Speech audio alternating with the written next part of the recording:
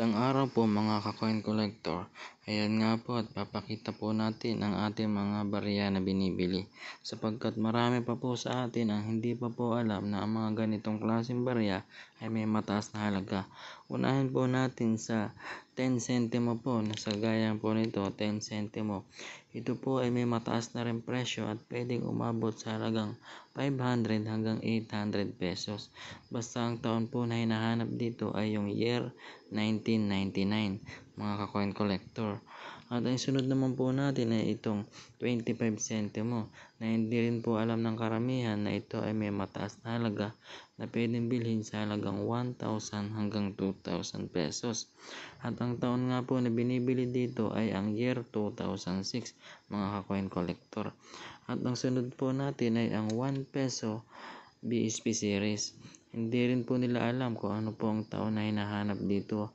Ang pinaka hard to find po dito ay ang year 2005 mga ka-coin collector. At ang isunod naman po natin ay itong 5 peso BSP series. Marami din po ang nagtataka kung ano po ang taon ang binibili dito. Ang binabili po dito ay yung year 2006 na hard to find na talaga. Opo, year 2006 lamang po sa 5 peso BSP series. At kung makikita nyo po itong mga commemorative coin, ito po, yan. Apat po yung commemorative coin na yan.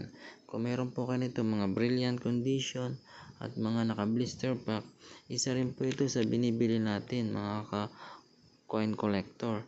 At ito naman pong 10 peso BSP series. Hindi rin po alam ng karamihan, lalong-lalo na ang ating mga bagong viewers, na ito pong 10 peso na ito ay may halaga. Lalong-lalo na po kung ang taon nito ay year 2007 at year 2009 mga ka-coin collector. Kaya kung makakita po kayo ng mga barya kong nabanggit at tugma po sa taon na aking hinahanap, huwag po kayo mahihiyang mag-message sa ating FB page, Coin Collector, at pwede po natin bilhan at tapatan ng tamang presyo ang inyong mga hawak na barya.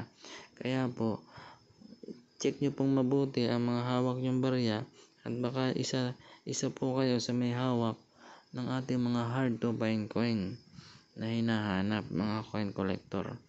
Okay po, hanggang dito na lamang po ang ating video at sana po ay nakapagbigay tayo ng kahit konting kaalaman upang matutunan nyo po kung ano po ang mga barya natin binibili mga coin collector. Yun lamang po, ako po ay nagpapasalamat sa inyong lahat sa patuloy na pagsuporta dito sa ating channel. Maraming salamat po. Sana po ay mabentahan nyo ako ng mga barya na aking nabanggit. Okay po.